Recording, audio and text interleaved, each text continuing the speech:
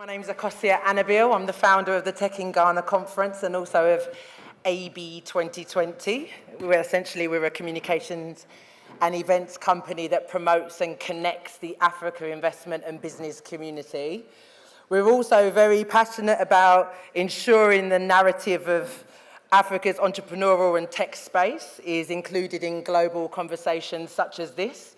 So I want to take this opportunity to say thank you to Vishal for his vision and for this event. It's really important, and I'm really looking forward to seeing it grow and hope to continue supporting it in the future. There's some really quality people in the room, so I look forward to talking to some of you. I'm not going to say much. I'm going to let the real tech experts give you some presentations, of which there's going to be 4 within the Africa segment. So we're not going to do a panel. Each of them are going to come up and give you a very short presentation and give you some insight into tech in Africa. So Eric, Lucy, and Amadou, I will now hand over to them. So Eric, shall I start with you? Thank you.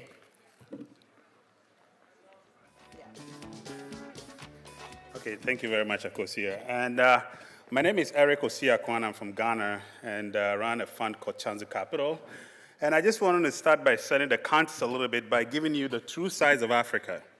So as you can see from the screen, Africa is so huge that you can fit in the United States, you can fit in Europe, China, and still have space for the UK, which is Mauritius down there. So that's how big Africa is. According to the United Nations, Africa's population, which is currently 1 billion, is going to grow by 3 to 4 billion in the next 10 to 20 years. What that means is that in the next 10 to 20 years, Africa is going to account for 40% of the world's population.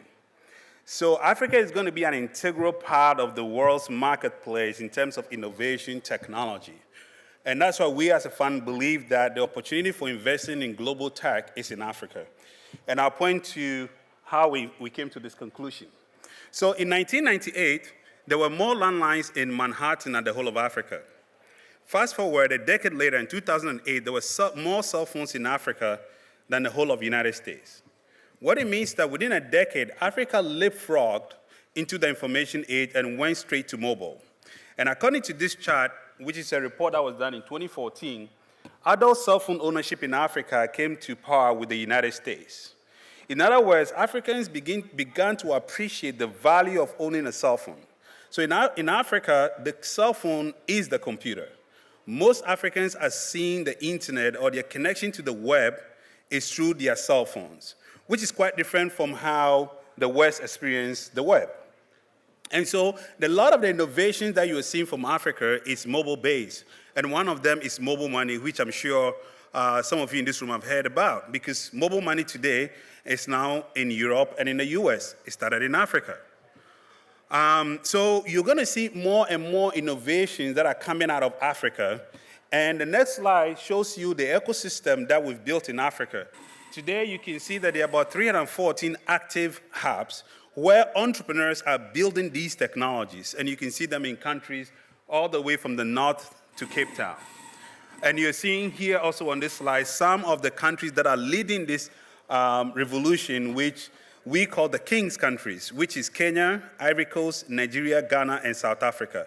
They're the 5 countries that we really believe are leading this pack, and the others are following. So you're going to be seeing more and more amazing innovations coming out of Africa. And I'll give you one other example. So one of the challenges that you find in Africa is that either physical addresses are non-existent, or in cases where they are, it's hard to use them. So a company called Sunuco decided to build a digital addressing system. So from your phone, they can generate an address for a location where you are, and I'll be able to send you that location, and you can navigate through Google Maps to me. So this is a very interesting way where an entrepreneur is taking mobile and web technology to address an inefficiency within the African landscape. And the reason why we're seeing these innovations is that Africa has the most challenges. And so with these tools, you're going to see more and more entrepreneurs building amazing technology, some of which will be useful in the global north going forward. And in 2015, the GSMA then looked at the impact of mobile on the global south. So they measured how much mobile is contributing to GDP growth. And as you can see from this slide here, the impact in Africa was 6%, which is higher than Asia and Latin America. So it means that mobile is really having tremendous impact on the economies in Africa and generally in the global south. Now let me tell you about the returns. So let's take, this is a study that was done by Freshfields also in 2015. What they did was that they looked at the returns on telecom, media, and technology companies from 40 countries, across 40 companies across 18 stock markets in Africa. They concluded that the analyzed returns over a decade was at 19%. What that meant is that if you invested in, let's say, a mobile company like MTN, you made 19% annualized returns, which is 3 times higher than oil and gas. So unfortunately, the data shows that investing in technology in Africa has much more returns than investing in resources in Africa, which unfortunately has become the stereotype of Africa, that Africa can only give you resources. And so whenever there's a bust, Africa is down. Whenever there's a boom, Africa is rising. But here you see a consistent rise and growth and returns in the telecom sector over 2 decades. So I believe that Africa is going to produce some of the biggest technology companies in the world, and it's going to be the marketplace to invest in the 21st century. Thank you.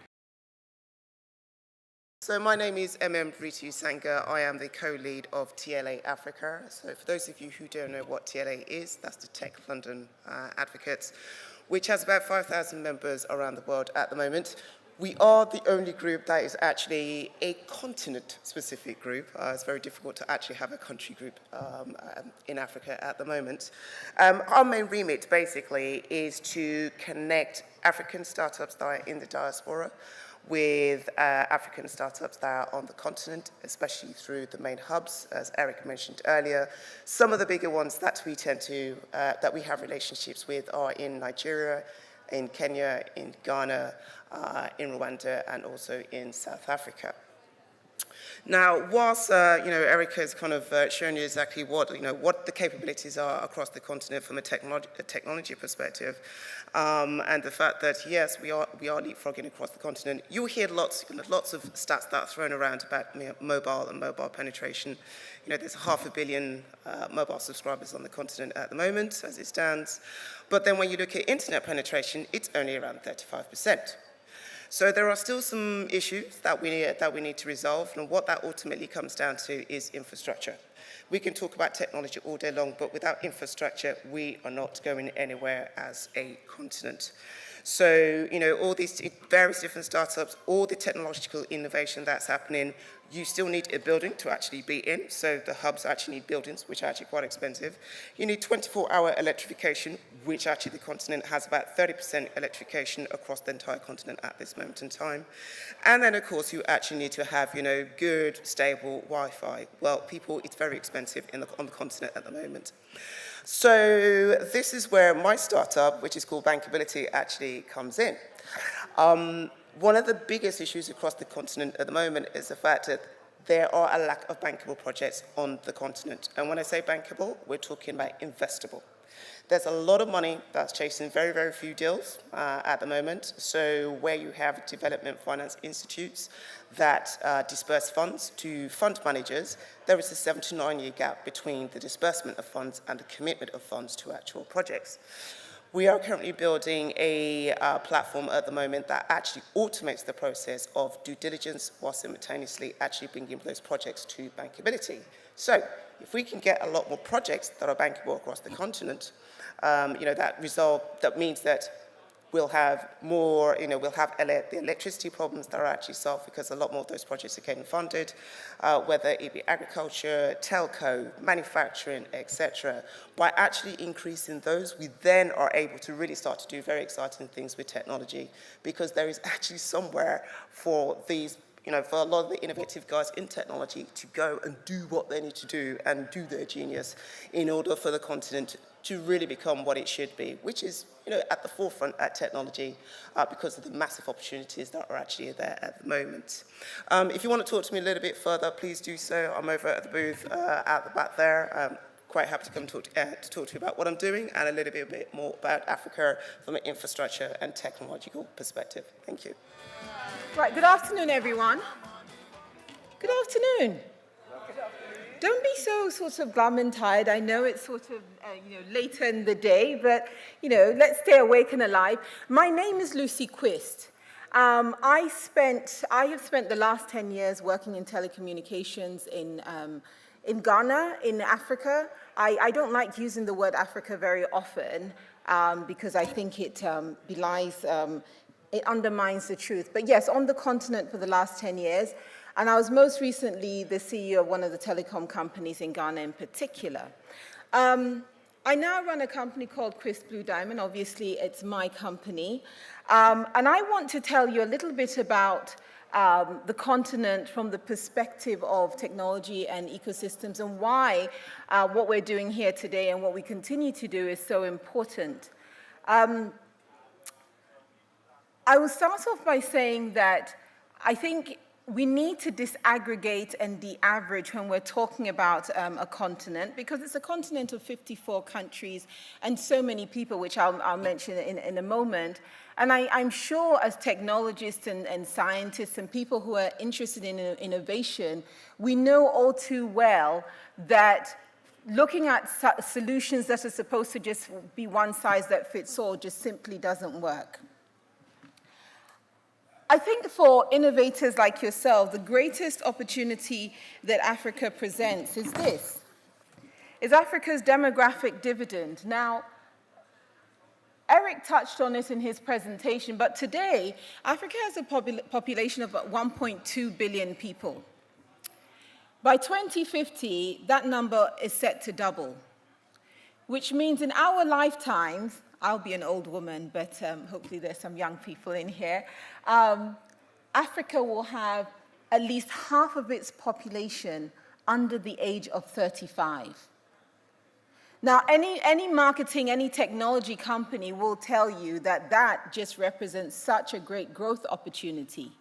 Now, we heard earlier on from companies like Microsoft and Accenture, and I do have one thing to put out there which I think needs to be addressed, and that is the fact that on a rather serious note, big technology companies are not interested in Africa.